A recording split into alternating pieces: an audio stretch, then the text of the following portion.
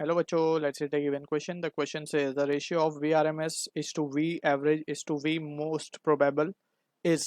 So basically हमें इन तीनों का रेशियो फाइंड करना है. So we need to understand the concept of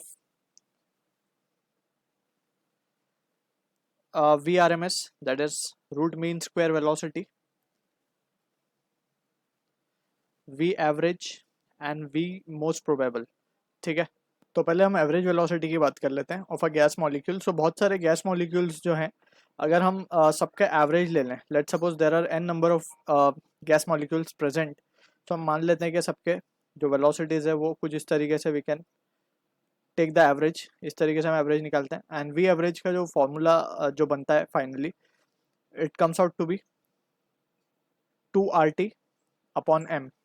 ठीक है, अब यहाँ पे we need to understand, sorry it is not 2RT but 8/पाई RT बाई एम. ठीक है, तो ये एवरेज का फॉर्मूला है. अब यहाँ पे R is gas constant, T is temperature, M is the molar mass. ठीक है, सो इस तरीके से वी हैव स्टडीड और हमने ये फॉर्मूला ऑलरेडी देखा हुआ है. So just we need to keep the result in mind. And यहाँ पे अगर हम RMS की बात करें, सो RMS में हमें क्या करना होता है, वेलोसिटी को पहले हम स्क्वायर करेंगे, उसका एवरेज लेंगे,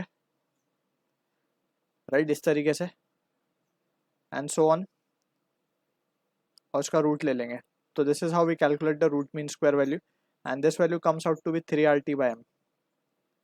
ठीक, सिमिलरली अगर हम बात करें मोस्ट प्रोबेबल, MP का मतलब है मोस्ट प्रोबेबल, यानी कि जितने भी मॉलिक्यूल है उसमें सबसे ज़्यादा जो स्पीड होगी जिन मॉलिक्यूल की, उसको हम बोलते हैं मोस्ट प्रोबेबल.